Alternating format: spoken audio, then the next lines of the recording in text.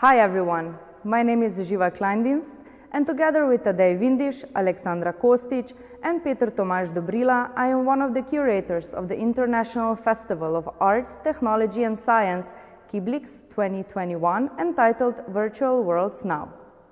I welcome you on behalf of KIBLA, who has been organizing this festival since 2002. With the new long-term focus of KIBLA on XR technologies and art in scope of RUC, Art and Cultural Research Centers, and considering that the past year has probably been the most virtual year we have lived so far, our key question we're asking for this festival is, what are the virtual worlds now? In December 2020, we launched KIBLIX panel discussion series, where we bring together international professionals working in the fields of art, technology and science.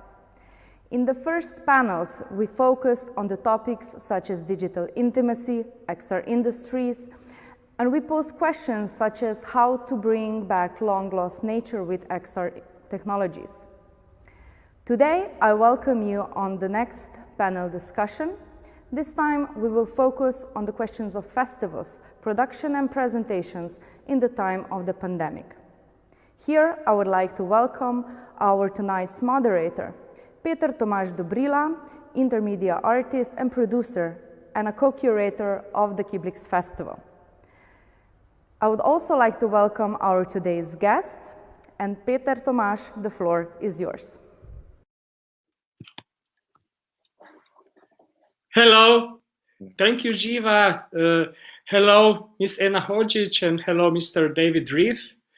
I welcome you with us in this panel that we will discuss festivals and of course also other art and cultural events in the time of pandemic.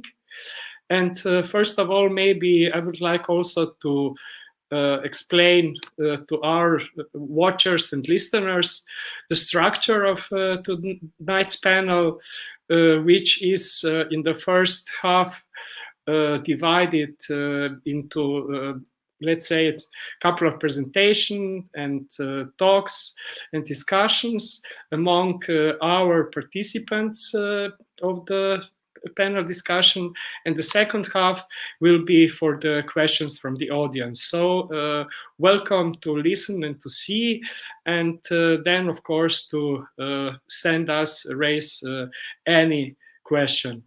As we know that these times that are already going for more than 1 year around the globe of this pandemic changed in a way many of our approaches, not only regarding distancing or distances, but also regarding activities. So if, let's say, in some kind of cyber or so-called cyber world, their distance is in a way a proximity, which means that two people like us on a distance are also sharing somehow the same virtual space or the communication platform, but not the same physical space.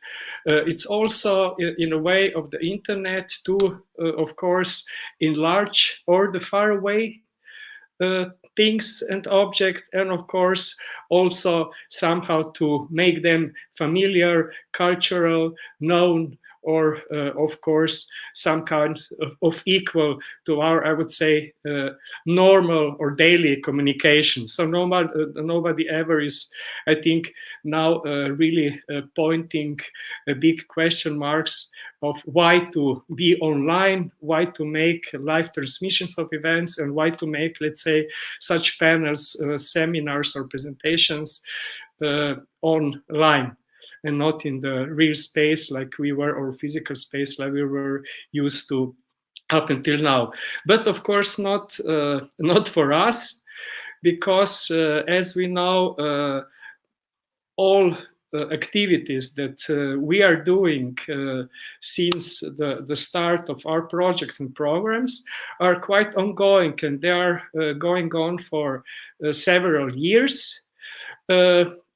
Whether on the let's say, events, program structuring, curating, organizing, and producing, where we also not only, I would say, somehow incorporate new media or the information communication technologies or the virtual realities or mixed realities, etc., into the real physical presentation of arts, but also we some kind making the extension that even in the early days, I would say from the middle 90s, we started with internet transmission of live events, but of course they were not as much, let's say, popular, mass, or needed, or wanted, or demanded, requested as in these times. So it was all the time, it was more or less just a bit of exotic or artistic, or really in the, I would say, space of needs. Now this is not anymore need, but it's urgency, it's our daily life, it's our daily habit.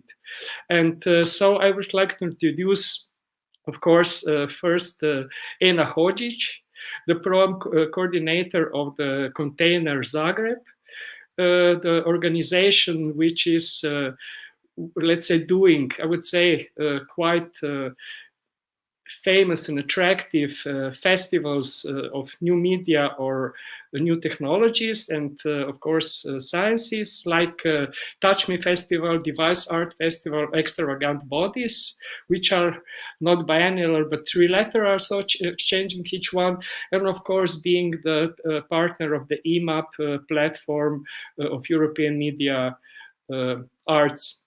And hello, Mr. David Reeve, so whose, I would say, biography is also very vivid and very varied. So as being an artist in Kibla, we remember the group Što delat that we were hosting some years ago, I think in 2012. And so, and later. And also Mr. Davis Reeve is not only an artist, but in the since 2018, he's, I believe, the curator of one of the, I would say, oldest and most relevant European or even the world festivals of contemporary arts, which is called Steirischer Herbst in Graz. Started already in 1967, so which is quite some times ago, and always, I would say, accenting or emphasizing the topics of new art, new media, new communication. I would just go again back to the 1987, where there was a big festival dedicated to chaos theory, to computer graphics, to new programming, to motherboard set, etc., etc. And now, okay, last festival of Ars Electronica was, I think, again, not Ars Electronica, sorry, was Steirischer Herbst, was not the only one, but actually it was one of the first that decided to go completely online. And this was a concept of Paranoia TV. And so, David, I would like to ask you for your input, your presentation, and then we will continue with the discussion. Thank you very much. Welcome. Thank you, and thank you for having me. I should say that I'm not the only curator of Paranoia, of Steirischer Herbst. I'm part of a team. Our director or intendant is Yekaterina Diogut, my colleague who I've worked with curatorially also before coming to Steirischer Herbst quite a bit. And somehow it's, I just want to also remind maybe of that collaboration, because this whole thing of Paranoia TV and becoming essentially a new kind of form of festival was for us a continuation of previous curatorial practices, which is that we always sort of like to invent institutions, and we like to pretend to be a different kind of institution than we actually are. So for an example, we did a project together in 2013 where we pretended that all the art institutions of the city were research institutes. I just say this because this is a strategy that generally is linked to a mistrust of the institutional landscape as we know it. And what we saw maybe is, you know, during the when the pandemic hit, for us, it was very much a confirmation that, you know, what is now called the new normal was actually quite normal already to begin with, that there's nothing very new about the situation that we're facing. What's new is indeed this radical restriction of public events, of public venues and public spaces, but they were actually being shut down before. The same goes for, you know, international travel that we all rely upon as festivals to set, you know, to bring international audiences and artists into local settings. There was already a strong tendency of parochialization and fragmentation underway in the institutional frame of the art world. Meanwhile, artists actually remained quite strangely oblivious to all of this. So we were also quite somehow shocked at the, you know, the growth of public paranoia, but also the complacency of some colleagues who really are willing actually to produce for a void and to, you know, to sort of continue working for collectors and for gallery spaces and for white cubes, although that white cube is actually very much in doubt as a public space. So this, we really wanted to insist upon the public dimension of art. And this led us a bit back to the, you know, TV, which is of course the big failed public sphere in a way of the 20th century, the place that succumbed completely to a politics of fear and was overrun almost, you know, like that now TV, for an example, in Russia, it's very clear that the half of the population that watches TV, or that is the half of the population that's willing to put up with Putin and his administration. The other half of the population has just gotten rid of their TVs and doesn't watch this propaganda at all in principle. So, you know, there's a kind of, and there was a perverse interest to inhabit that space on our part, especially now that we knew that nothing would be possible in the way that we did it. You said before that we were one of the first festivals to become virtual, but actually this TV metaphor was also interesting because it has a non-virtual side.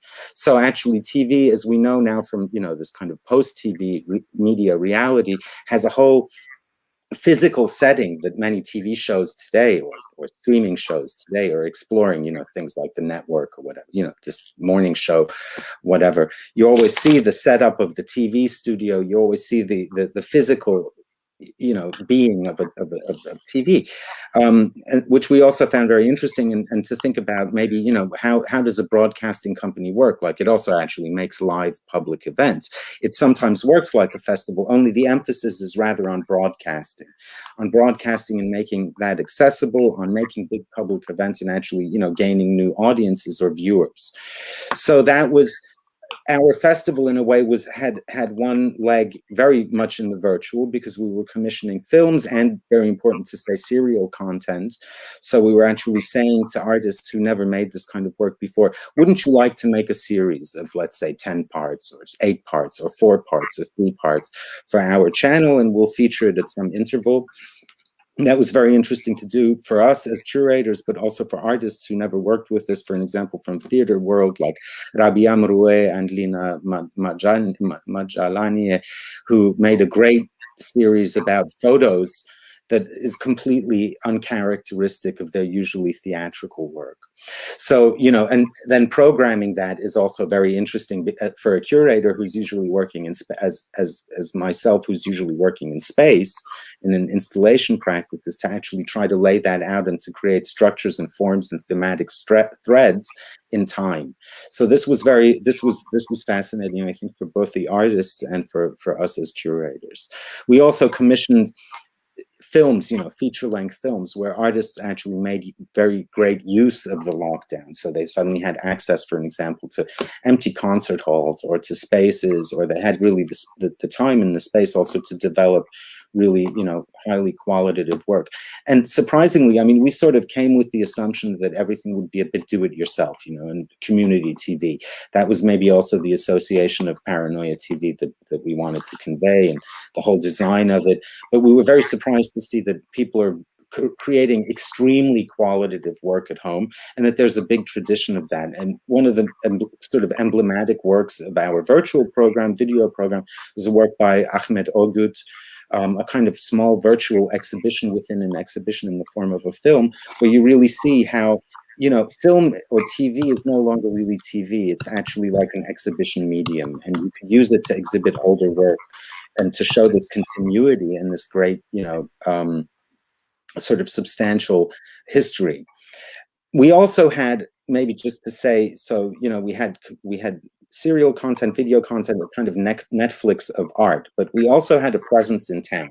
We had a big headquarters on the main street of Graz in the Herrengasse, to those of you who know Graz, in a former shoe store that was very visually present also. So people sort of knew that this was happening. Plus there were several interventions in the city as, you know, sort of public art that wasn't necessarily monumental, but rather interventive. Then we also had, we explored other ways of delivery of art. So for an example, we had newspaper, an artist made very poetic newspaper advertisements, or we distributed newspapers through takeaway. So we was using all these different forms that people got used to during the lockdown in a way, to try to bring art. We made a coloring book for patients in the hospital, which wasn't very well received, I must say. So, you know, we were sort of also risking and trying to understand where are the boundaries, what kind of performances can we do under these circumstances. We did have live performances that were also, you know, all adjusted and all made for this situation. But of course, we had to take special care, and this, I think, will be a continuing feature of all of our work. How do you transmit? How do you broadcast this? You know, how do you slip in and out of the necessary institutional role in order to convey what you're actually doing? So we had a TV news program where the actor who played Sigmund Freud, who announced the virtual 3D character Sigmund Freud, who announced our program, which is sort of funny little gimmick that we had to draw attention to ourselves at the beginning. Who better to announce Paranoia TV than Sigmund Freud, reincarnated in some Unreal Engine face mapping. So the actor actually then slipped out of the costume and became our news anchor, and made a German language Paranoia TV that was really like a community TV. Also showing the people in Graz, it's more for really people Austria-wide and in the German-speaking world to see what this festival that they would usually visit, and it is visited usually, what they would see. So we had a kind of parallel, we had specially commissioned works, but we also had a rather more conventional festival, or part of the festival, going on.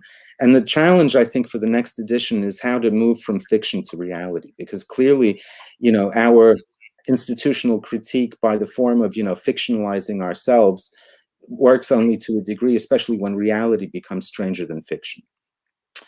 So now we're in a difficult situation, because we actually see, okay, you know, like, we can't just turn the festival itself into Paranoia TV. This is actually what festivals are now.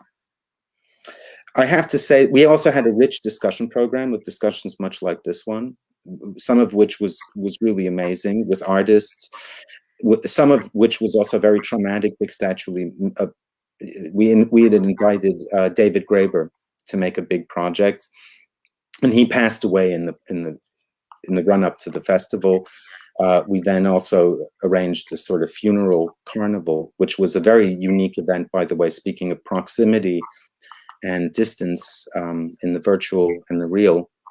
All over the world, people made little commemoration ceremonies, carnivals. It was all about masks and wearing masks, but also doing something, reading from his texts and so on. And it was a 12-hour video stream that I was then sort of mixing and moderating from at home.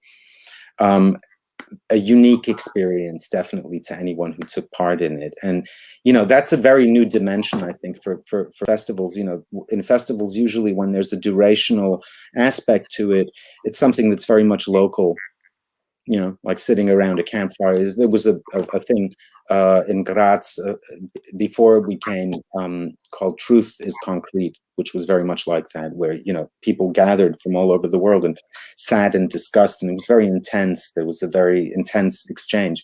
But here suddenly you have these situations where this could happen over the course of 12 hours as a kind of marathon, you know, of course, under very very extraordinary circumstances with people from all over the world. And I have to say that, you know, so I'm a bit also traumatized from this kind of discussions, because they are, in a sense, very emblematic of a certain time. I think for all of us, the big challenge is how do we keep art and artistic production as something that's still public and accessible and internationally accessible? And how, meanwhile, all of these things become normal, you know, and sort of also boring a bit. You know, how do we keep Zoom conferences interesting? How do we keep online festivals interesting, or their online presence interesting? And it's not just like, oh, it's another streaming, because this is what you hear all the time. And the tendency of art people actually to be this, you know, that reactionary is very strong, because we all, you know, love materials and clay and, you know, making bread, or I don't know. So, you know, this is I think the tendency to insist upon live presence and to say, you know, I won't work anymore in this virtual sphere, I've had it up to here, is actually very strong.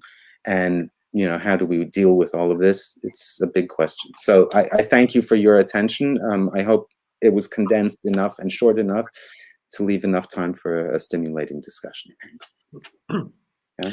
Thank you very much, David. Just now a couple of, let's say, references that you mentioned. I would just remember the Van Gogh TV, or the Piazza Virtuale, that happened on Documenta 9 in Kassel in 1992. As I would say, one of the first so-called not only new channel, but also a new artistic project that was using, let's say, the so-called old technologies like television, modems, telephone lines, you know, faxes even, etc., etc., in somehow, I would say, pre-mobile or pre-internet, in a way, at least as a commodity era. So, which I think really set the whole thing. But then again, you know, from these 90s, when the new media was like an artistic experiment also, then it really was forgotten. I would say these practices almost until these days, maybe until the pandemic, I suppose, because nobody really worked on the live transmission. Okay, there were some, I would say, big houses, big events like opera, transmitting their shows into the squares around cities, or you know, internationally, for some designated people, but not in a way such kind of a social activity that, or also professional activities that we are pushed into now. But just before I give a word to Ena Hodzic, I would also say that Mr. Gerfried Stocker will join us soon, probably in 10 minutes. And so, of course, we will then continue in full team. But Ena, please explain your attitudes, your visions, your realities or virtualities that you had also last year by realizing and producing the Touch Me Festival, which happened also live. And also with some other your festivals that you're preparing, or device art, or of course the extravagant bodies, and overall your situation, position in this moment in Container in Zagreb. Yes, thank you, Peter, for this introduction. I think for us, the situation was quite the opposite. When we were in the first lockdown period in spring 2020, we were talking about the festival and the situation that was going on, and what should we do, how can we do some things online. You know, we were kind of forced to think about it. It was not our natural way of doing the festival program. And we said, okay, let's wait until June, and then we decide we will have the festival or we will not have it, you know, live, offline. It was a really strange decision to make, because even though you know that you know the situation is like this, and then that you can do some things online and maybe have some audience reach and do some quality things, it was just a really complex thing to think about at this moment, because we are so used to the materiality of the work and live audiences. And of course, the festival that we had in 2020 was called Touch Me Festival. It is all about interaction and, a lot of bio art, a lot of intermedia arts that is really, really difficult to translate into online formats. And we kind of decided we will do it offline or we will not do it at all. And our term was in September and in October. So we were kind of calculating a little bit,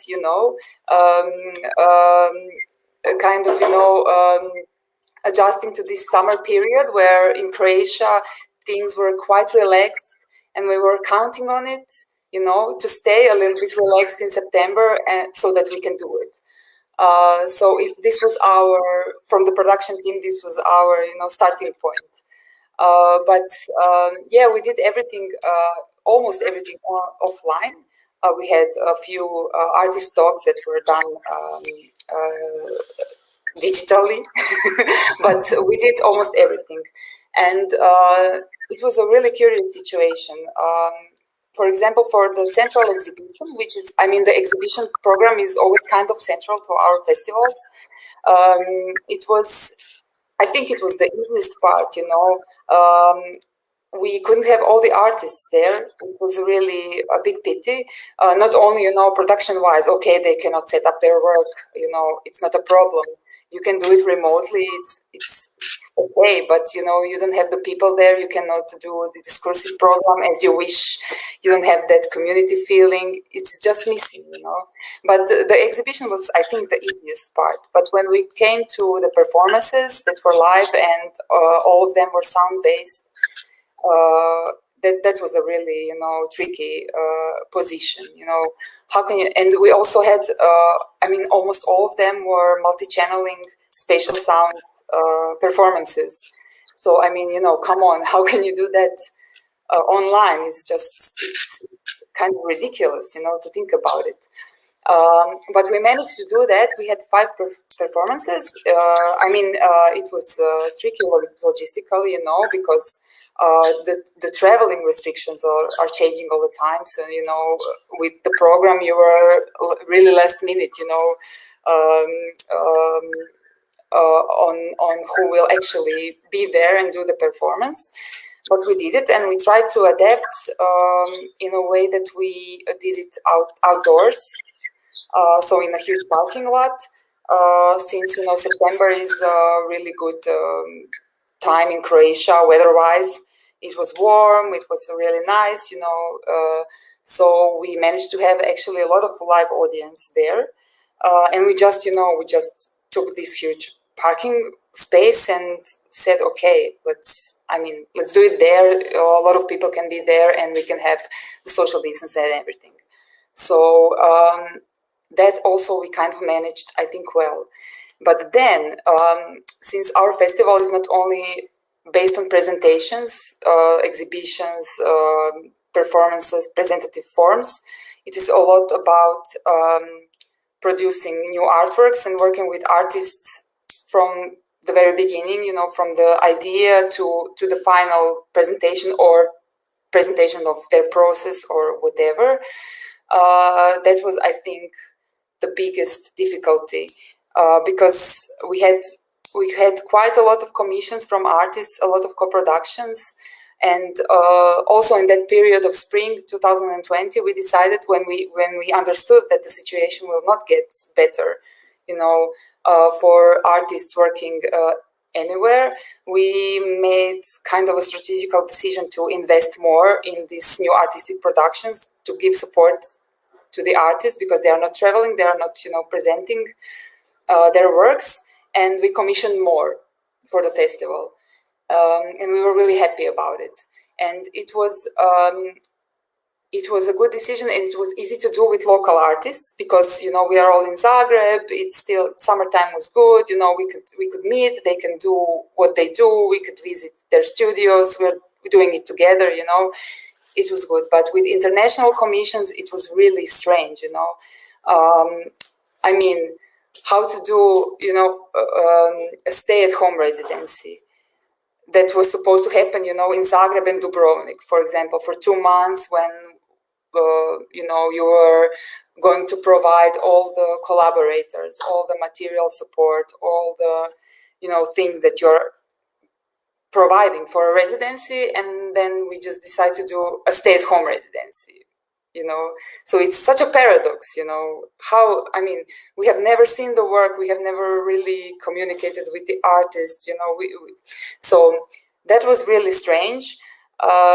We did it anyways because, you kind of don't have a choice, in this moment, but it really made us question, is it a good way of doing things? Or how can we, is there an alternative, in these times? How do we solve this, huge puzzle? So this for me, I think, is the most interesting moment, because we really try to invest a lot in artists. It's really important for us to support new artworks, and I think this was the most challenging. Yeah, as I said, the festival was, in real life, and it was going really well. I think we managed to have audience numbers really similar to past years. Only the structure was, there was a lot of difference in structure because all the audience was local. No international audience almost at all. September and October also is really a big tourist month, for Zagreb. It's really busy, a lot of people, circling around, a lot of tourists, a lot of international people. So now only local people, but the numbers were there. So it was really, strange and good for us. Also, we were lucky to have a really big space, I think more than 3,000 square meters. So we were really able to,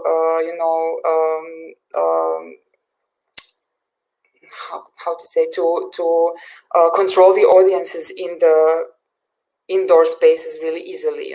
When you have such a big space, we were letting like 30 people in, and then 30 people again.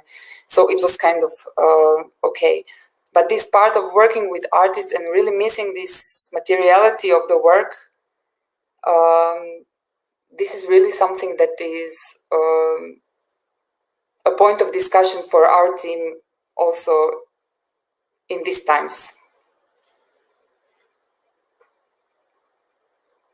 To ask you, preparation of the next festivals, are you planning them in some, let's say, other forms, or are you have, let's say, parallel challenges or channels also using other media transmission and so on? Are you still somehow rely on the, let's say, improvement and to the fine situation? Well, actually, we are really not discussing any online forms for this bigger event that we plan to have. For example, in June this year, we plan to have a really, really small also sound art festival in Zagreb. And it is just, we just kind of agreed that this needs to happen either offline and in real life. I mean, we are okay, if we can have 20 people there in audiences, we will do, we will do the performance 5 times if needed. But it is just not, for us, it is not translatable in an online format now. I mean, I don't think that it is not translatable at all, but it is just not something that we can, grasp now. It is too big of a bite now for us. So we are kind of planning everything, to do everything offline and just see how much audience can we have and try to stay flexible with the dates if we are able, to do so. But I mean, with live performances, it's just, the artist needs to be there. The artist needs to come, and if somebody doesn't want to travel or cannot travel, or needs to go to quarantine and has like kids and and just cannot do that, then you know. But yes, for us, this online format is just not fitting, you know, for now. Thank you. I would just maybe continue in this case also somehow to try to involve David into the debate, because what I think, of course, I agree with both of you. And also I think that, let's say, the online transmission is just one channel, just one new media, not new, but let's say just one media in a way. And it's, I would say, also some kind of a progression, you know, from let's say from the prehistoric times, people were, I don't know, drawing on stones and dancing and singing and whatever, and this was their media, this was their messages in a way from the creators, but from the audience it was some kind of perception or also imagination. Then I would just jump, we can go into the, let's say, Middle Ages, or then to the invention of the book. You know, it was letter and illuminated manuscripts, and then also lithographs and so on in the books, with some kind of spaces, animals, also imaginary creatures to give you perception. Then they were, let's say, black and white photographs, also with some faraway places, you know, from colonialist times, etc. There were color photographs, you know, and so people were some kind of one representing, the other were imagining how things were going on, how things see, how things look. Let's say, what's art all about, you know. Sometimes also there was only way to, let's say, to see art was from books, because the travel was not a commodity, the media was not suppressed, etc. Then it was radio, which to me in a kind is, I would say, the most controversial media in that kind, because I also listened, and there are some let's say, famous interviews, like with David Sylvester, with Francis Bacon, etc., that you have a radio shows, you know, people talking about visual arts on radio, so completely audio art. So all you can do is to imagine what some paintings are and what people are saying. So this, I think, it's a pure form, like in a way music. On the other hand, you're playing music and you have, you know, all visions or stories or all novels in your head. Okay. Then it was television, yeah, and black and white, and so being the, I would say, the global media after radio, probably the first global media. And now it's internet, which of course it has the, let's say, almost infinite number of producers and almost infinite number of audiences or the receptors with all these contents. And I see in a way that the internet is some kind of a new television, you know, that as of course, I agree, you can't really present art online or in the television, but somehow, you know, people, we are used to this media presentation through various times, and somehow it makes it easier. But on the other hand, you know, when these all travels, etc., were so cheap and, of course, affordable to almost everyone, you know, it was quite easy to drive, I don't know, to Graz, to Zagreb, to Linz, to Venice, to Kassel, or to fly there and to see the festival, the TV show, or biennial, or whatever. And so I think maybe this is also the new perception, because from us, because all of these events were to us in, let's say, in the last 10 years reachable physically. No, but now before, or maybe, I don't know, 20, 30 years, were not so reachable physically, unless for, let's say, more rich people. But now we are missing this, and we are just somehow getting back to the television. So how do you think or get this, let's say, new media, internet, and all these platforms in a way as an addition to the art events, as a new channel, or in a way also a possible substitute, because, you know, to put the new content online instead of all these bad contents? Yes, please. Yeah, I would like to just point out a few things. First of all, not not all of the world is that mobile. So even with the advent of low-cost travel, it isn't that easy if you're based in, you know, in the Middle East or in India, in East Asia, or in Russia, or, you know, in what is conventionally called a shitty country. You know, it's a little bit harder to travel like that, right? So, for an example, working in Russia and having curated shows in provincial Russia, like we curated together with Yekaterina a show in the city known formerly as Sverdlovsk. It's the third largest city of Russia, called Yekaterinburg. So we curated the first biannual they had there, and we experienced an audience that had never visited any of these festivals, you know, except for the maybe 2 curators in the city who were traveling. The entire audience was completely, you know, oblivious to this, and also nobody would travel there, actually. So, you know, we were already in COVID times there. And the thing that we were unhappiest about, I have to say at the time, is that we made a great show that was all about also remote production, but that we weren't able to, you know, we didn't know how to handle those virtual tools. So we didn't know how to document it properly. We didn't take care to put aside money to photograph the show properly. We didn't think about video excursions or anything like that, because that wasn't happening at the time. We were sort of naive in a way, and it was stupid because we were working at the same time as at an online portal, you know, for internet. We were the arts people at an online thing, and we were doing video productions, but somehow we didn't. Also, I agree, you know, for us, it's very valuable to build installations and to have live performances. And we didn't bring those things together. Now I think it's different. So now I think that I can't think a festival anymore without thinking how to make it accessible to people who won't be able to come.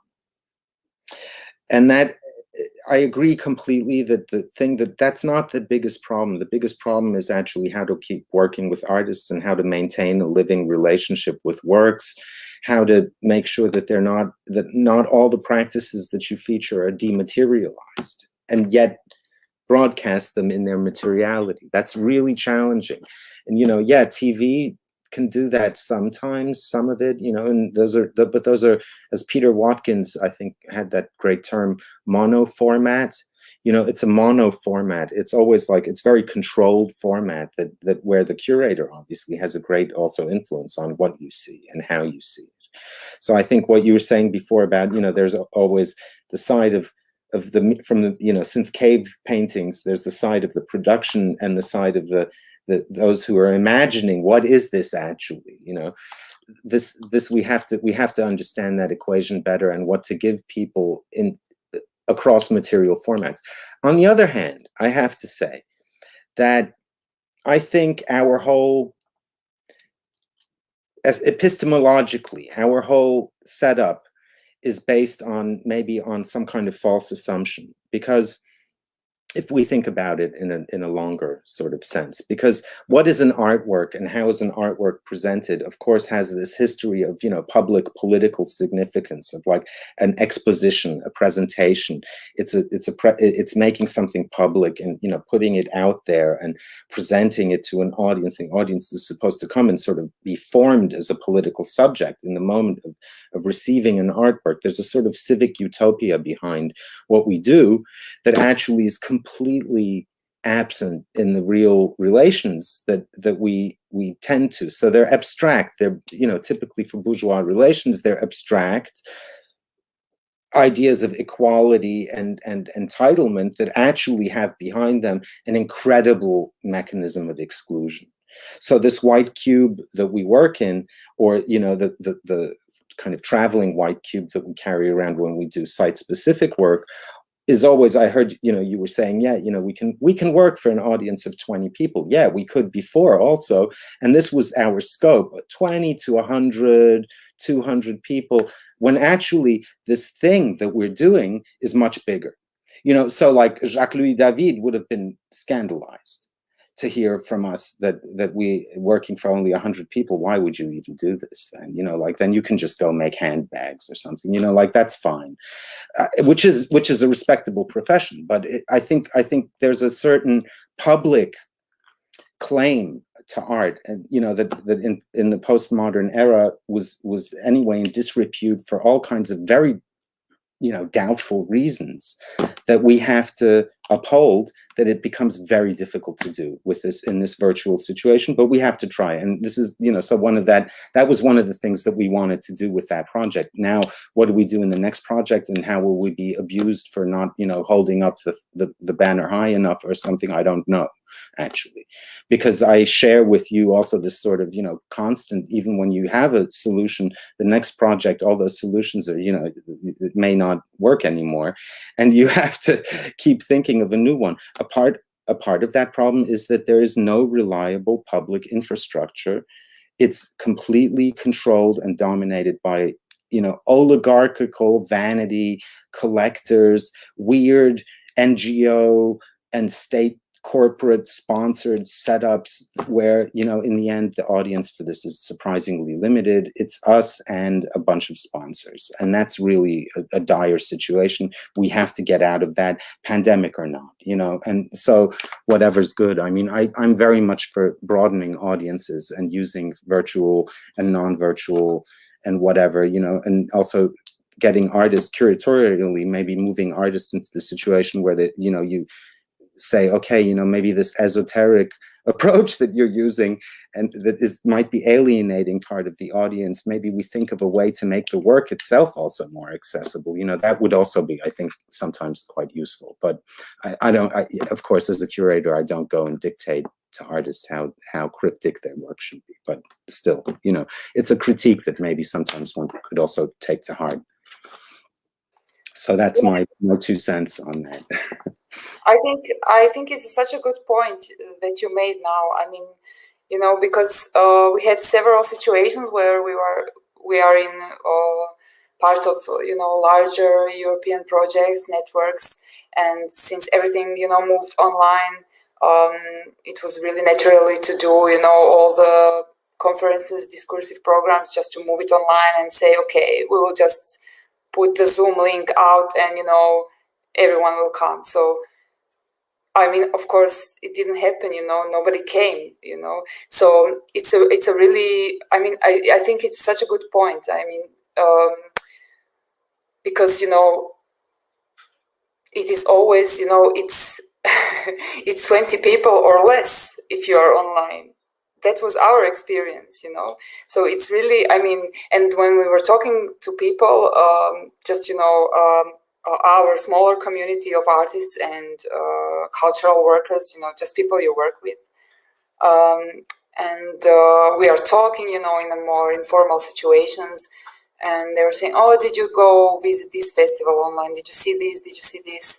And they're all, yeah, everything is in my schedule, you know, but I'm not visiting it because I'm, you know, in front of the screen the entire day. And then I have a really small amount of my leisure time and I just cannot do it, you know.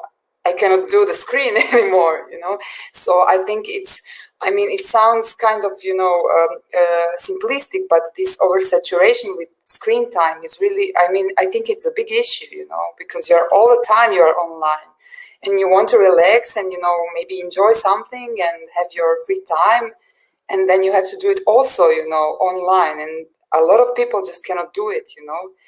So I think it's a big issue that nobody is kind of addressing because everyone thinks, okay, if it's a really good quality, people will visit. But it's not like that.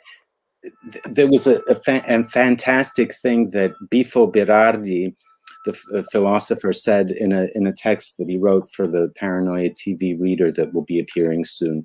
He said that Zoom and all of these other things will now always be subconsciously associated with illness, you know, with a sort of, and with a social pathology also that, you know, that comes with the virus, with the kind of media frenzy that comes with the virus. I think that's certainly the case. But, you know, at the same time, there is, I mean, I've had some really touching encounters over this medium. And, you know, like, yeah, on your sickbed, you could also have some kind of experiences. So I don't know, you know, like there is a saturation.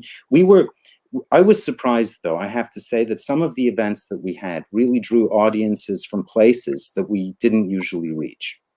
So this kind of Bildung, you know, this German term Bildungsbürger, educated citizen, bourgeois, pensioner, and who probably by now is vaccinated, is actually not the only person who was attending. You know, like, so if we had those 50 people, maybe 2 of those people are sitting in Hong Kong, actually 3 of those people are sitting in New York. Like, that's interesting, because you have my son is starting to practice violin, so I'll shut up and also mute the microphone.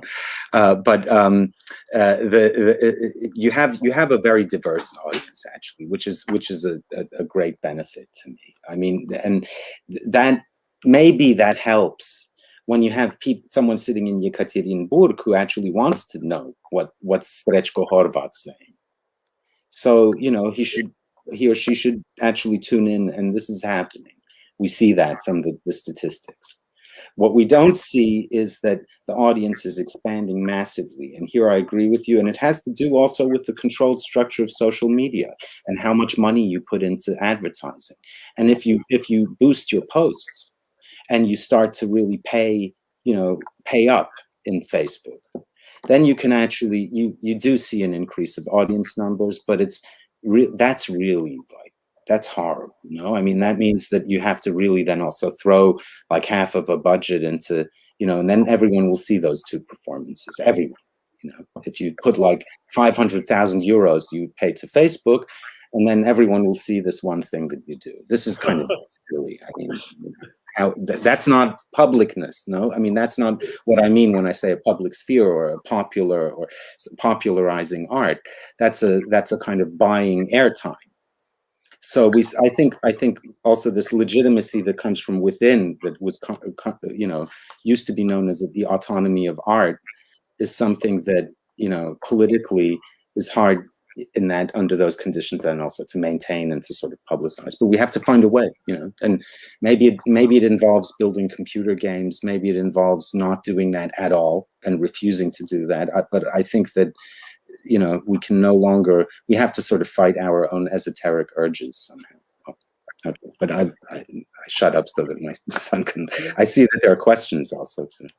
Yeah, great. So just maybe to start with the first question to both of you, of course, how have you noticed audiences changing in their spectatorship, like attention, concentration, expectation? Anna, maybe.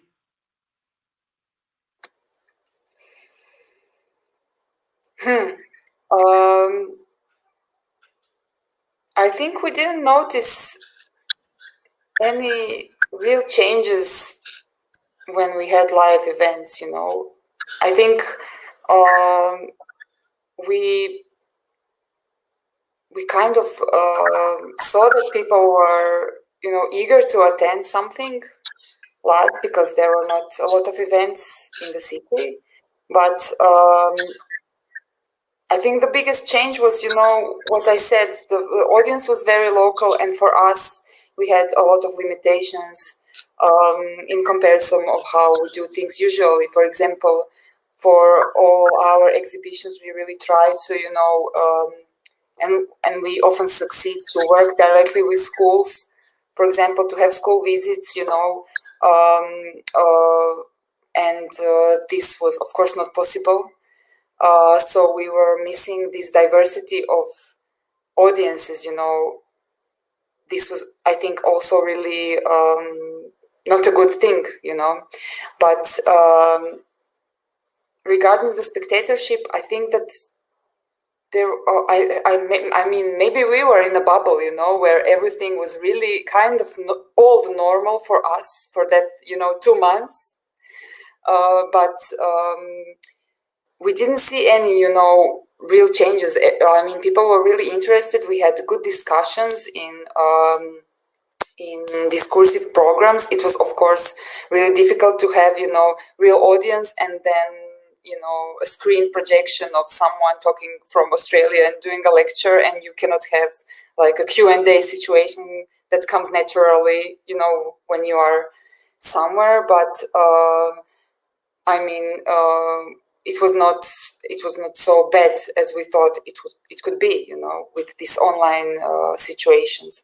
So I think in our case, we were really happy, you know, we expected it to be much worse, you know, also audience-wise. We expected, you know, for them to be more maybe fearful to come to a bigger crowd, but actually no. We were missing this diversity for sure in the audience context, you know. No kids, no guided visits, no, you know, teachers of biology bringing their kids to see some weird bio art where they are like, oh my God, I don't understand anything, but it's so cool, you know. So we are missing these moments, you know, that are really, really precious. But yeah, but I think we did, you know, what we could. We were happy with it. We also, I mean, we noticed certainly in discussions, like live discussions, people tend to ask questions and say stupid things a lot more than on Zoom.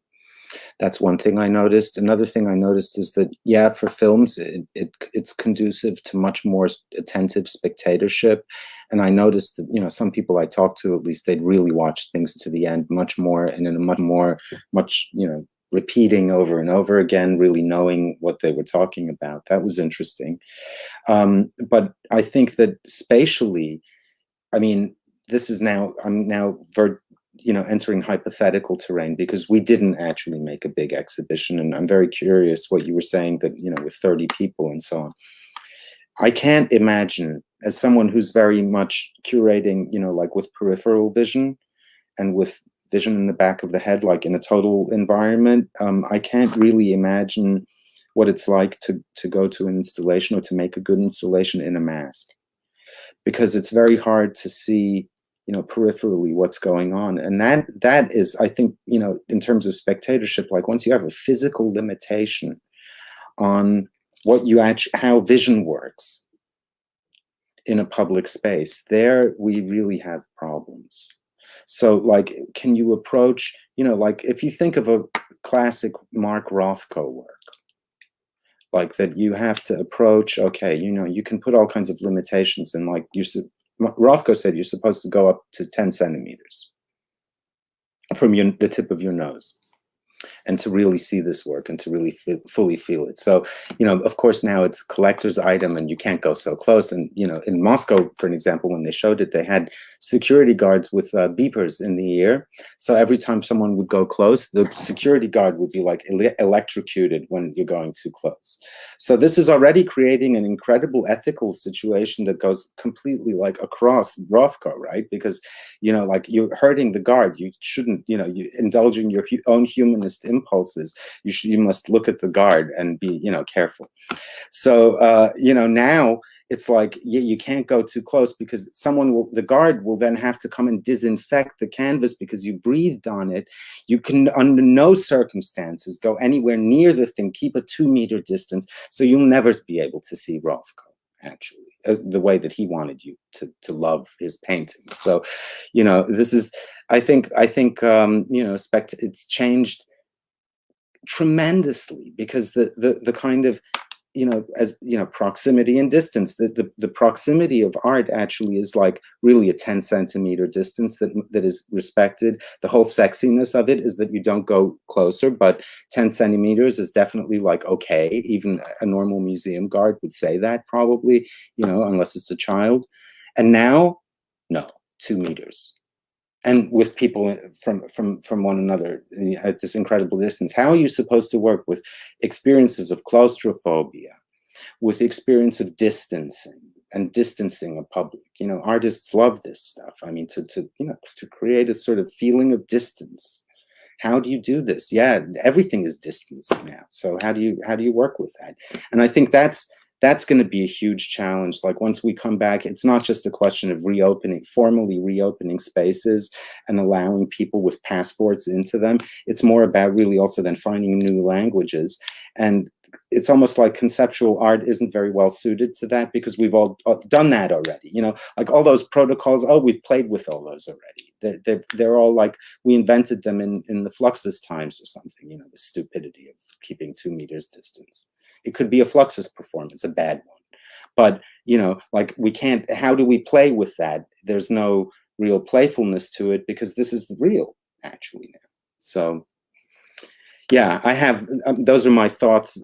As you can see that I think we share this, that it's a sort of process that we have to, that all people who are curating festivals and lucky enough to be in that position also, it's not easy to find a job these days, certainly doing that sort of thing, is, you know, like we're all sort of like, yeah, okay, we try this, we try that, you know, maybe this works, maybe that works, and then hopefully some kind of public will be built for this, and hopefully something will emerge. I think I think what's coming here, though, is that it's a very interesting combination of a super specific local public that's also quite limited in some way, where you have to be super careful that it doesn't become too limited, and then it's a sort of, you know, weird international public that's also quite limited, and that's a very specific target group of, like, let's say the fans of David Graeber or the fans of the Critical Art Ensemble or whatever, you know, it's the people who are interested in this.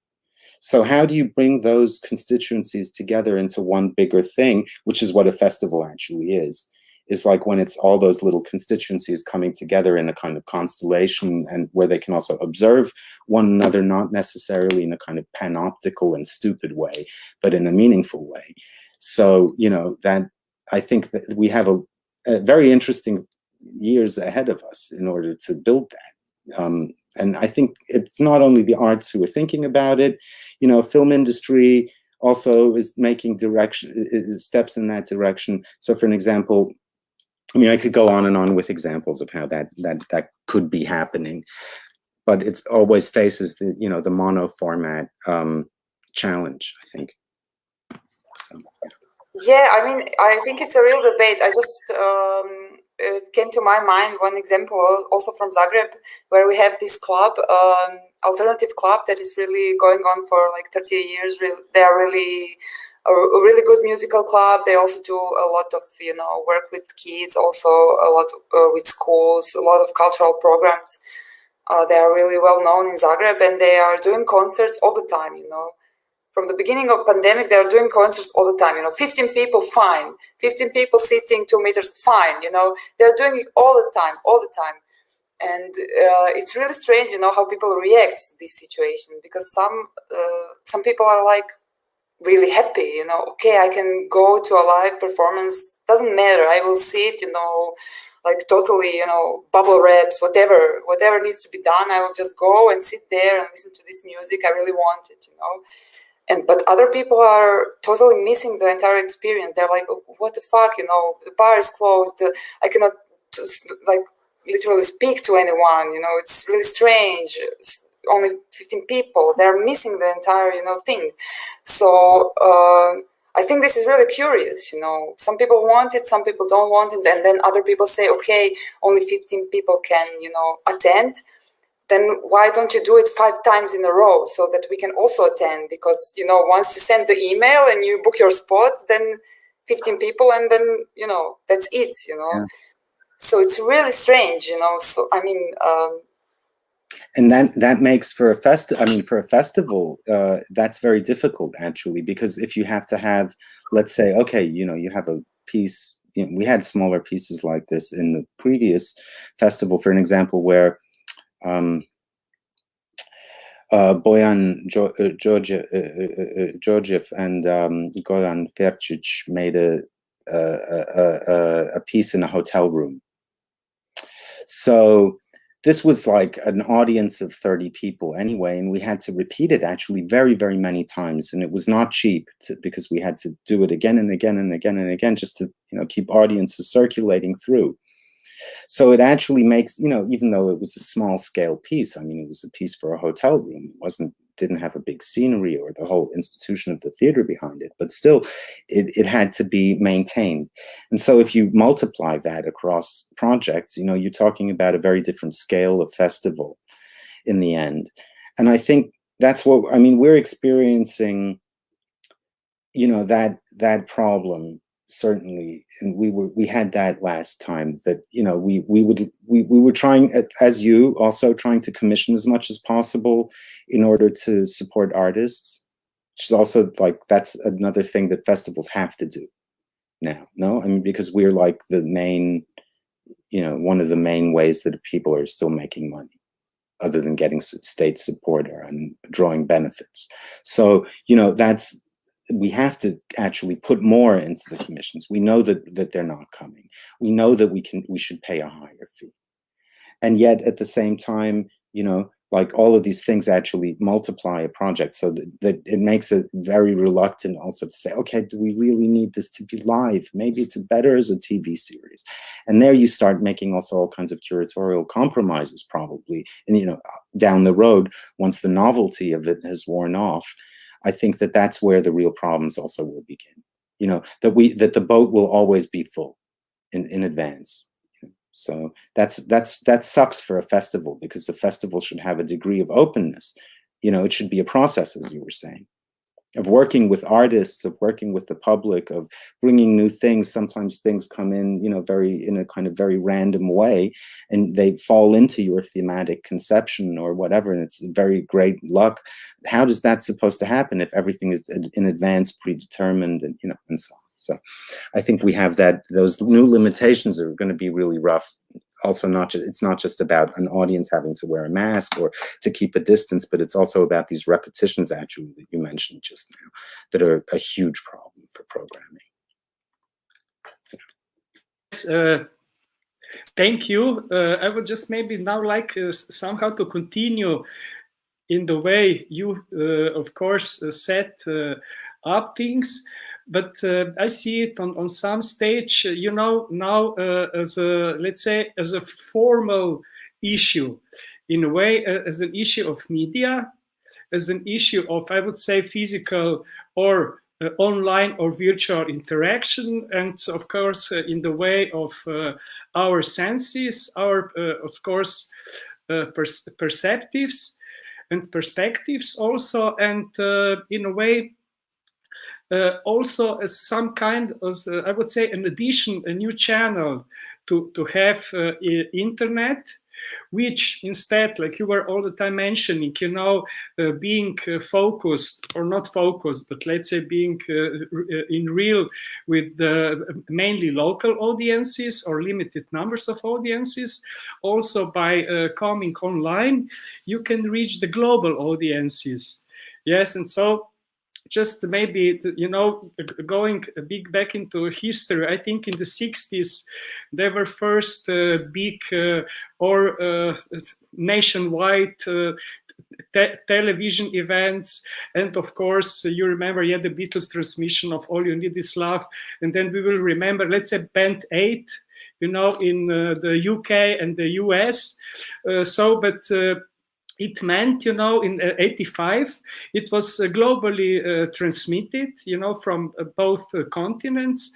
And nobody of us really, at least myself, who was quite young at the time, couldn't imagine to be there in presence. So I think such possibilities like we are having with virtual, I would say, transmission of our events online, it's, of course, to somehow address new audiences, to somehow attract global audiences, you know. And also with our experience, let's say once we have, I don't know, 100 or 200 or 300 or 1,000, I don't know, audience live in space, now we are having a couple of thousands, you know, just maybe not at the same time, the same place, but somehow trying to refer or to follow the content.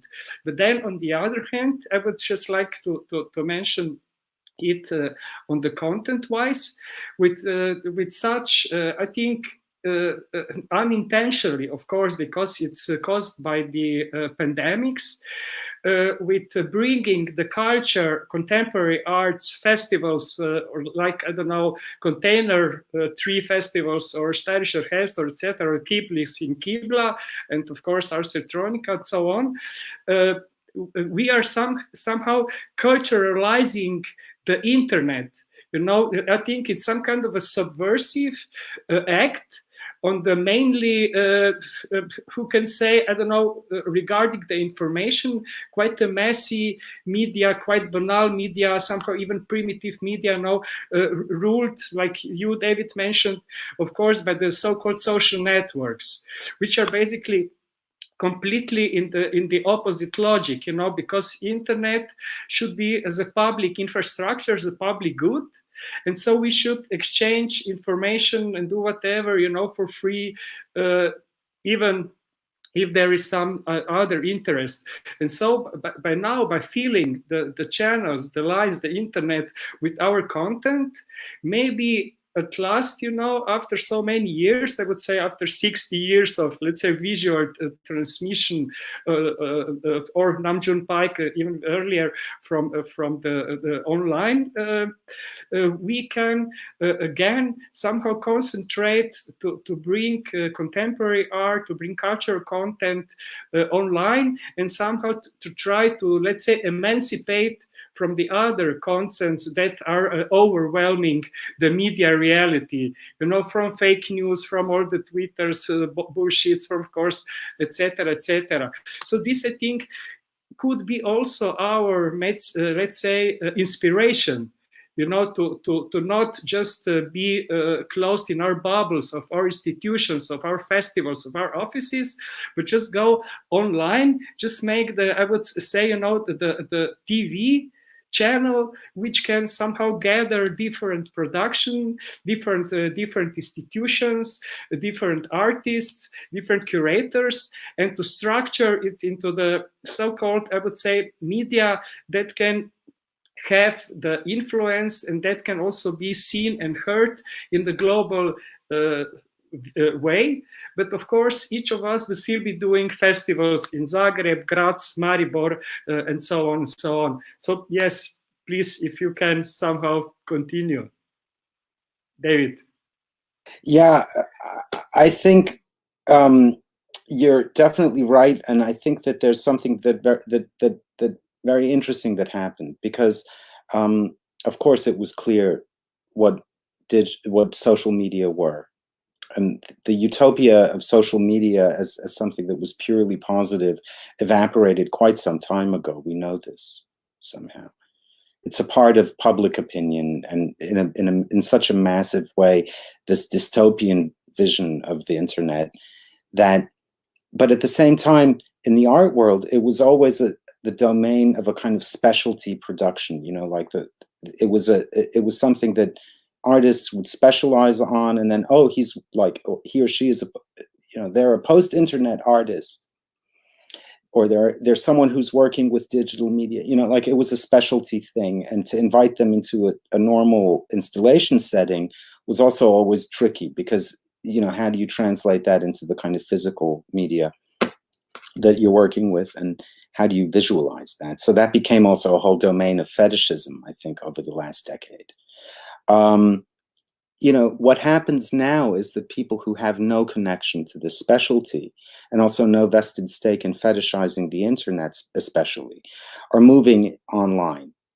And that does, I think, it becomes a very interesting movement that is subversive, not by dint of, you know, some theorizing of like, how do I crack this code, or, you know, like, how do I hack culture? But rather it's just like, you know, if enough people go there, then something changes. And that's, to me, actually in some ways more interesting, even though I would tend to also, you know, like you probably, to think of everything in this kind of subversive culture hacking way.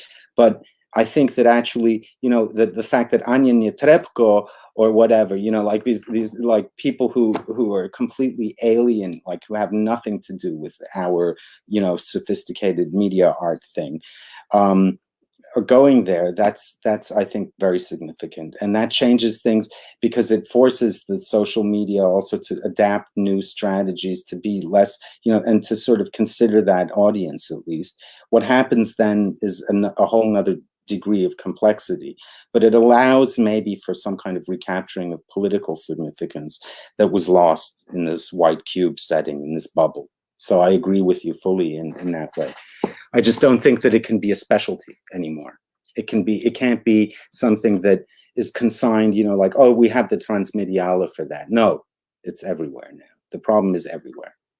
It's with classical music, or with opera, or with pottery, or with blues guitar. It's everywhere, so we should be very, aware. I think also in the way that we do these festivals, maybe we need to broaden the scope of what we're doing and sort of look at, non-artistic stuff also that could fit actually into our whole, more, as you say, subversive view of the world.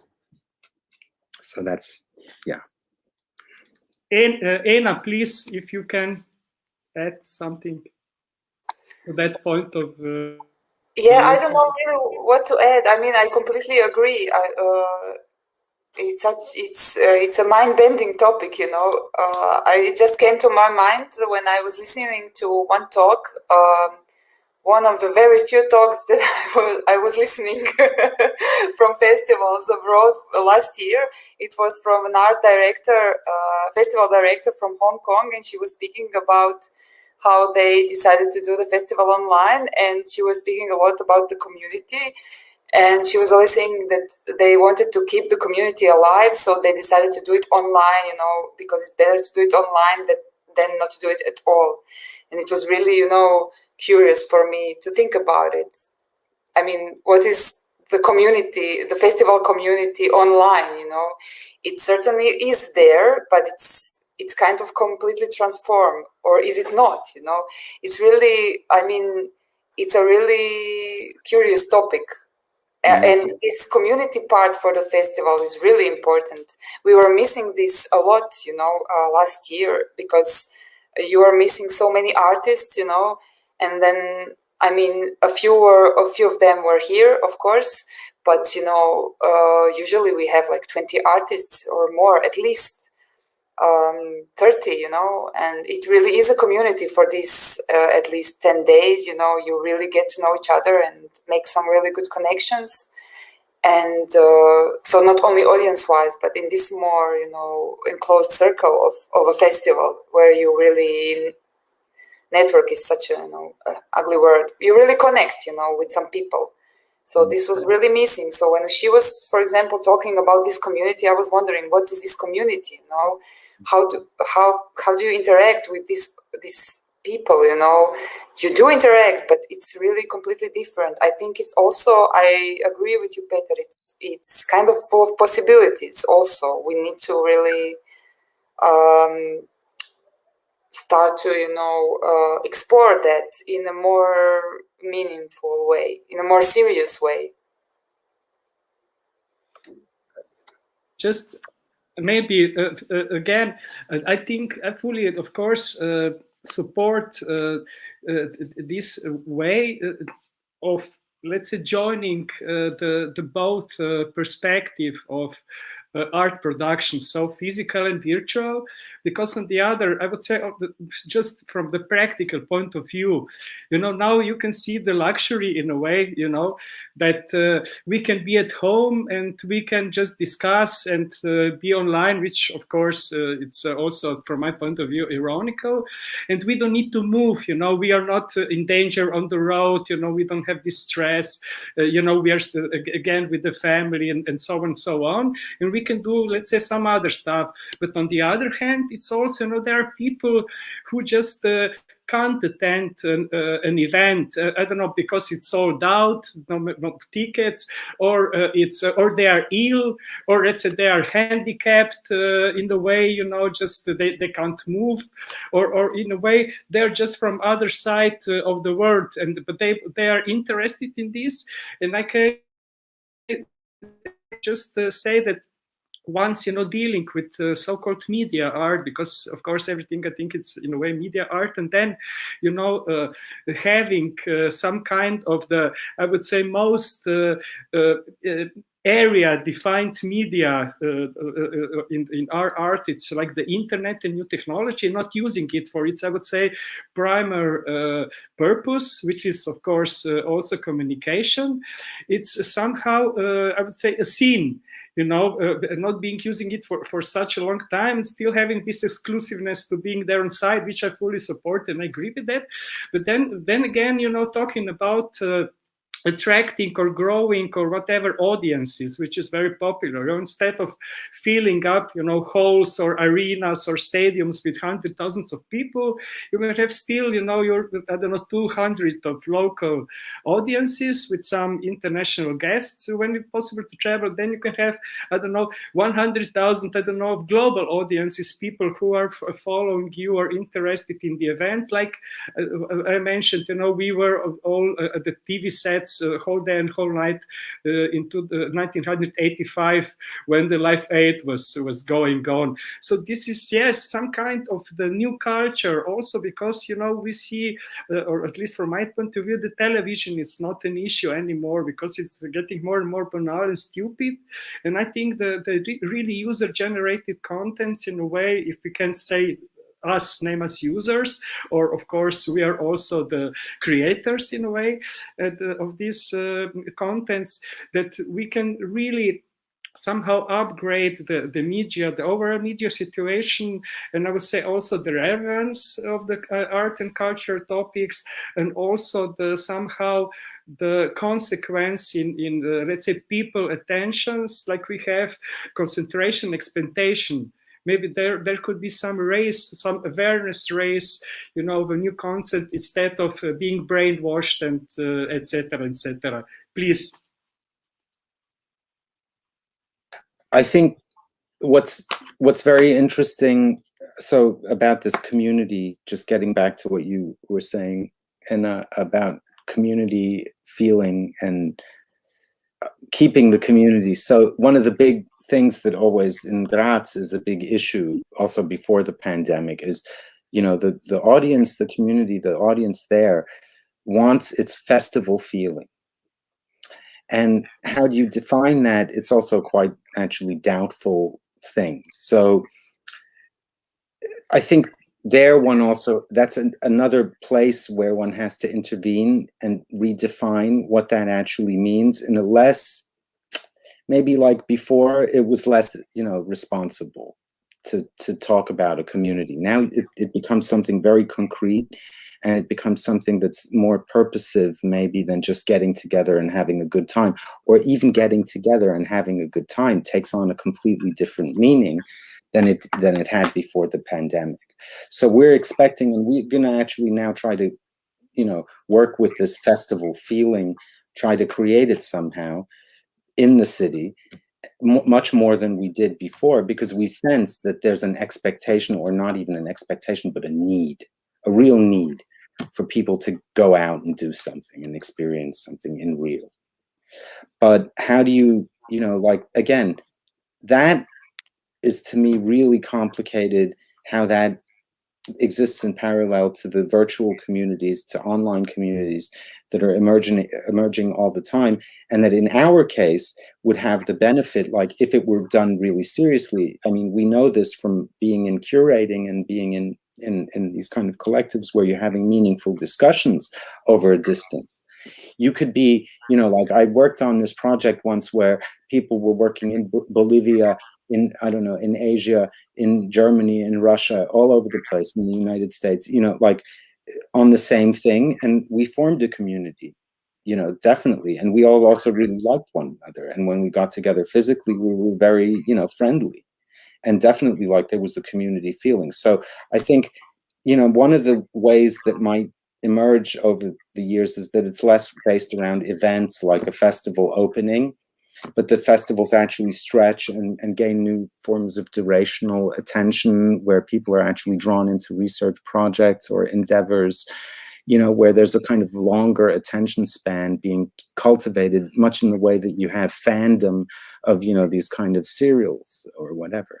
But, you know, maybe it's a while off. Maybe we're still, I often think that we're still very much hostage to modernist paradigms that very also, you know, really at the same time stimulate us, you know, when we fight against them, and completely paralyze us actually in situations like this when the objective and subjective relations are in question.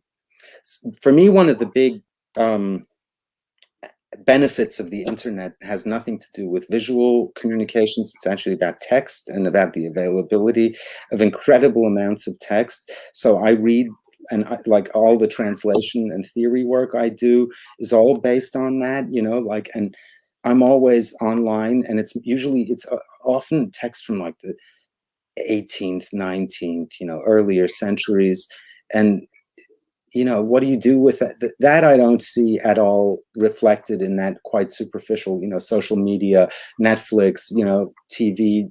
This is the new TV thing, because, you know, actually we're in this kind of Gutenberg cosmos still. It's just on the screen. So, you know, like, what do you do with that? I don't know. And what happens with that under lockdown conditions, I have no idea. I'm using it more massively than ever, I can tell you. And the communities built around those texts tend to be more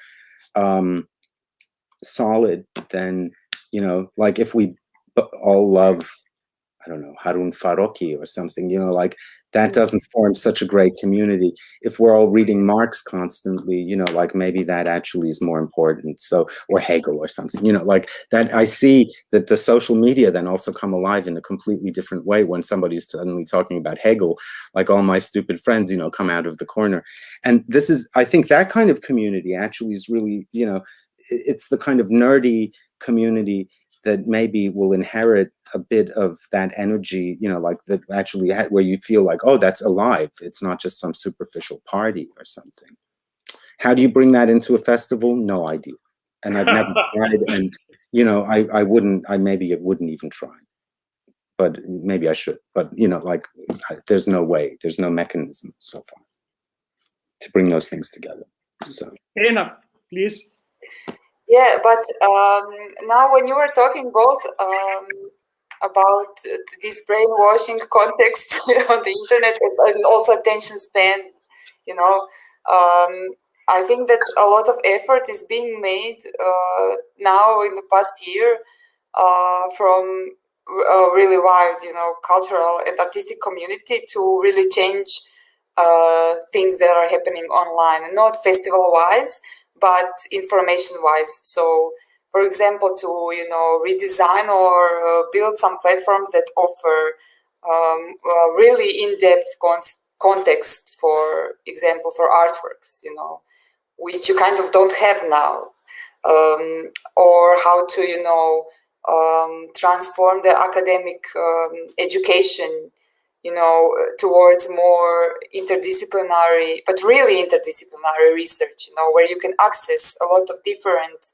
materials very easily and very, you know, naturally, you know, only through some topic or some connected, you know, notions. You cannot do that now. You have a lot of databases, a lot of repositories, but you cannot do it like naturally in a really online environment that is more, you know, fluid or more designed or programmed to you know, navigate through really differently. So I think a lot of projects are now, you know, going on that are really focused on that, how information is contextualized online and what is really accessible, you know, about something, about an artwork or a text or whatever. I think this is really exciting, you know. It is not linked directly to festivals, but it kind of is, you know. In an online context, it definitely is. So I think there is, I mean, there is a lot of potential there. And yeah. Some new questions.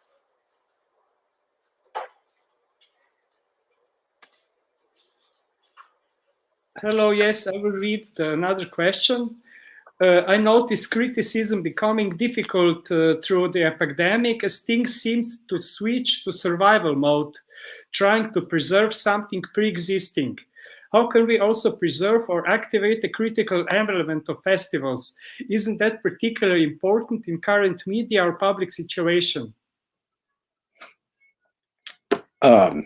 Yeah, no, I think that it's very important, and that we should, you know, resist the survival mode.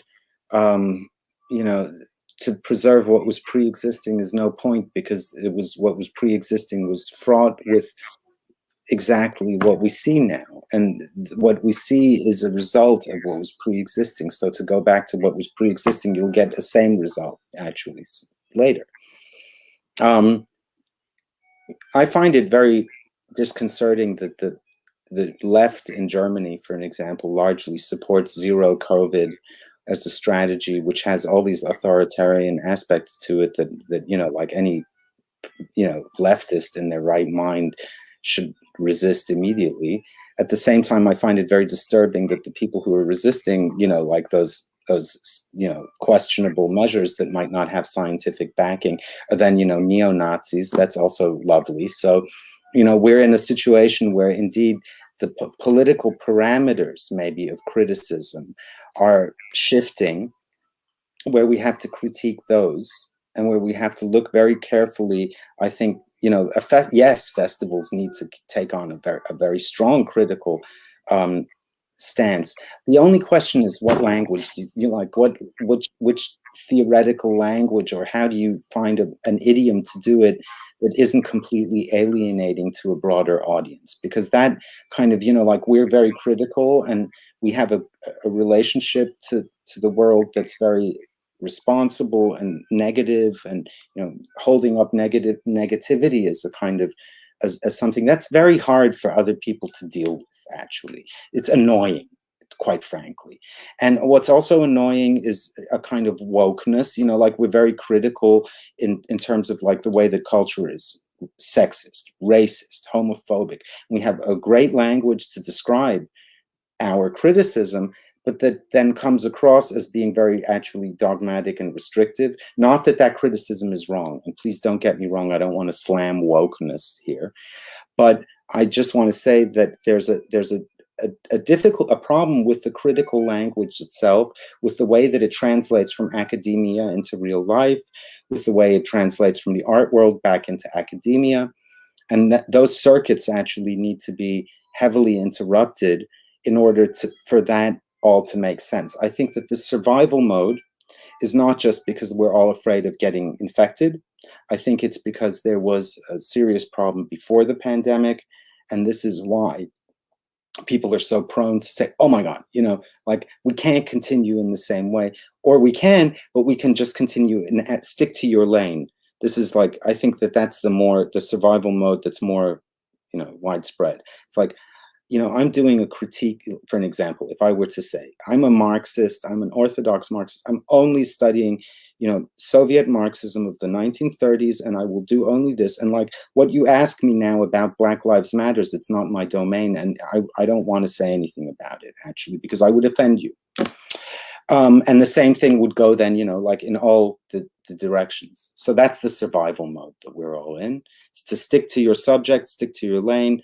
Don't look for those, you know, intersectionality. This is a term that doesn't mean much.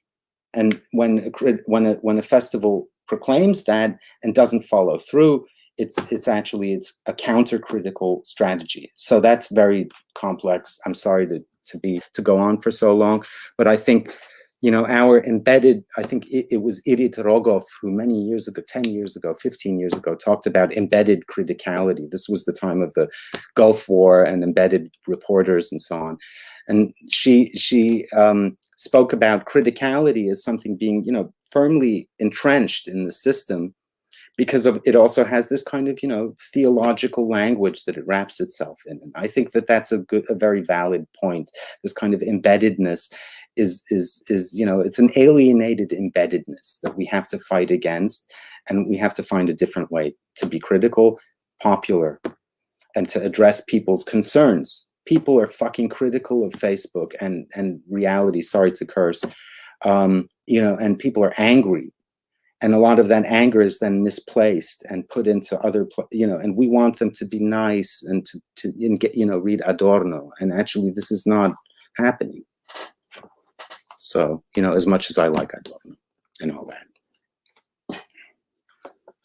Anna, please, if you can also answer the question. Oh, yes, I wanted to say 10 different things now at the same time, but yeah, maybe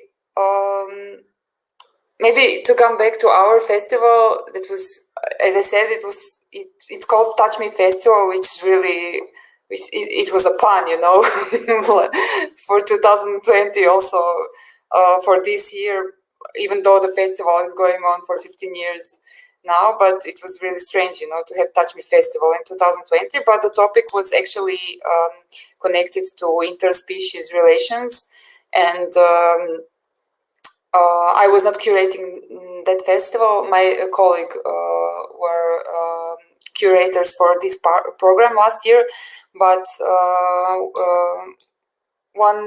for example, what stuck to my mind was one critique from an art historian from Zagreb that we really appreciate, and she said that she's always, of course, looking in an exhibition or a festival program. She's always looking for, the connecting line between all the entire program, all the exhibiting artworks, all the talks, everything.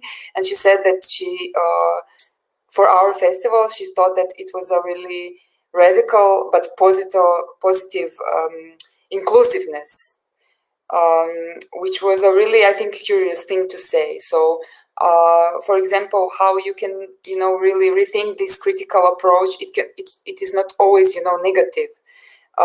It is kind of a positive thing, because I think in our program, all the artworks were kind of, positive in the basic feeling, not really critical in this dystopian way, but kind of a more, we look towards a brighter future, between species in that way.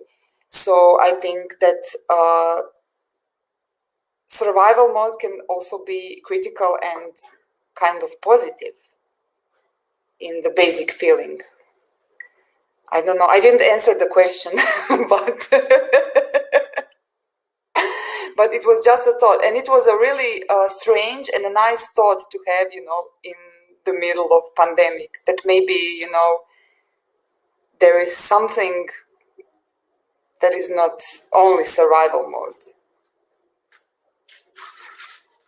Yes, in a way, also I would maybe somehow compare the survival mode, like in a way of, individualistic, like we all now pushed, and also, like David mentioned, egoistic or egocentric in a way, but not in a positive, but in just some kind of elbow moving way.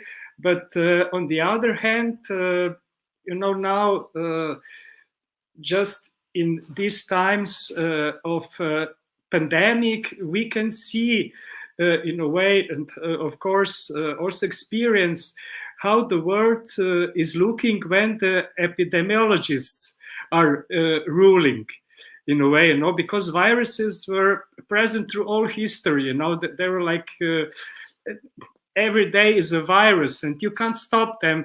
I think they're one of the most substantial migrants. The viruses are migrating. They're borderless, not like no borders, no nations. They are, transnational, etc. And they even attack like animals, people, anything that can make their or enhance their survival or prolong their survival. And also, it's quite funny on some other stages, the consequence of the epidemics, that apart from, let's say, our topics of moving art productions online and still having them offline in real space, there is a loss there are quite many losses on some other fields, just I think the loss of democracy, of democratic policies, because of the all these objections, rules, situations, forbiddance, and so on. And on the other hand, there is also some kind of, I think, new practices rising of doing this, of collaborating, maybe even in small groups, maybe making some other things that can be produced, in the different online societies, and also shown as a part of the, let's say, not only virtual reality art, but also the new media. And on the other hand, by following again all these restrictions, we can't move across the borders. We are even closed in our municipalities. Lots of the culture or art institutions are closed. There is, of course, almost no production. And like you mentioned, both with coming closer to an art object or even touching it, it's like also, it started that it's forbidden to come close to another person less than 2 meters, or touching it, it was almost you got to jail by seeing, by touching somebody and being seen by somebody. So it's getting, I think, quite of a new behavior into society of this kind, which of course will take the consequence. And on the other hand, it's showing the fragility, the fragility of the system, of our system, the fragility, of course, of the society, if you want, of the country or the state, and even let's say the cultural sector or the artistic production. And even though now you have, like I said, more independent, bigger, smaller, etc. festivals, and which is also, I think, quite a positive issue, is that we were taught here by this, that money is not problem at all.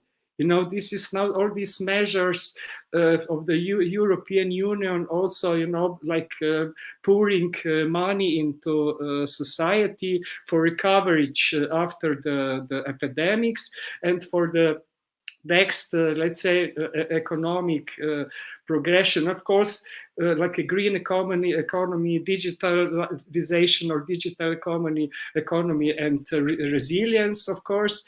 It's all, I think, again, compliant with art and artistic production and culture.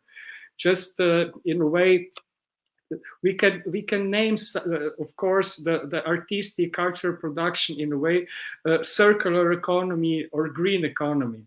We can also have it in the field of digitalization. And of course, like we all now discussing here tonight, it's of course also resilience, but also in a way of resistance, and also of course in a way of trying to find our space, maybe to set the whole, let's say, Gesamtkunstwerk of artistic products into various areas, online and offline. And just maybe if we wrap up or just conclude this slowly, if you can maybe just let us know what is your next festival plan to be like. What are you thinking? If you also overlooked any new strategies or anything, of course, don't tell us secrets, but just maybe something. What's your future planning looking like? I can start. Yeah. Just really briefly, I can't say too much except that what I said before, maybe just to say that again, there's an expectation or a need for a festival atmosphere, whatever that means, for maybe necessitates looking in different directions than we usually look. I don't know though how that will turn out in the end. And I have to say that, this is, I think to really, you'll see that festivals will have to adapt very strongly, and will have to adapt also the whole idea of thematic curating will have to change. the way that we've relied upon the institutions to sort of project onto them themes and thematic narratives has to be restructured. It's not just a question of finding new media, addressing new constituencies. We've talked about all of that for now, but it's also actually a way of finding a new mixing, a new working with, on the one hand, contingencies, you know, like the way that the media actually works, and media production works is much more about contingency and about the contingency of the moment. But it's also about other things. It's about finding an approach and still, you know, being able to construct threads that produce meaning without approaching it in a kind of post-Duchampian curatorial way, which means, you know, setting up a certain social situation and then sort of letting it play through and being the Uber artist, you know, like that way of authorship may actually be in crisis along with those institutions. And I think for us as curators, that was the big shock over the last years, is that all of our curatorial recipes are becoming less and less, you know, more and more dysfunctional in a way, and that we have to find a new approach. So I think whatever we do is going to be, you know, very much a step away, I hope at least, a step away from the kind of authorial thematic curating that we've practiced so far.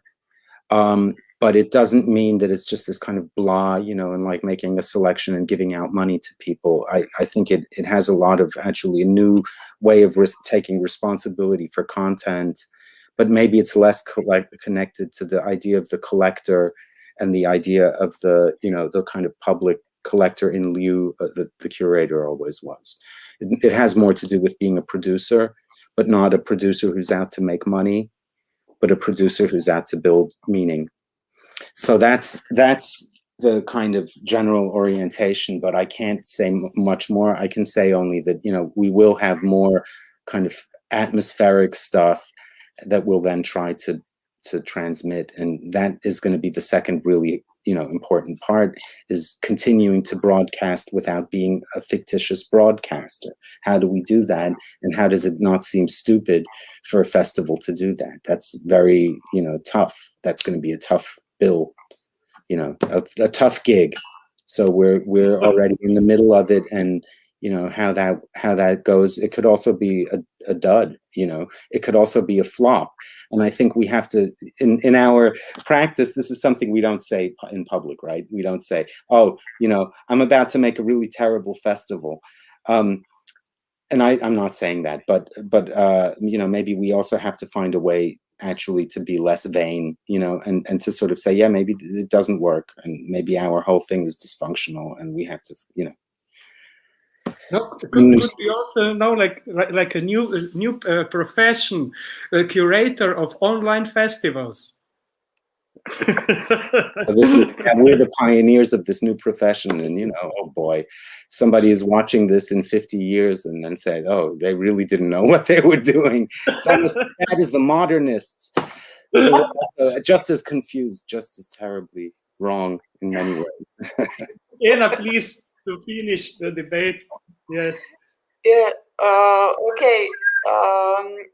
Well, our plans, I mean, we are going to try to have live events as much as we can, but in parallel to that, we are, as I already said, we are involved in a few initiatives that are doing this research and design of new online platforms that are trying to, you know, put some information into different contexts, artworks into different contexts, just to correlate things a little bit more regarding bioart, also in the academic education context.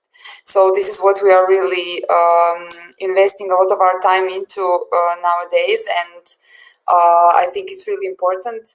But also what is going on for a few years now for us, and it's not so closely related to the pandemic, but I think it's important in these times.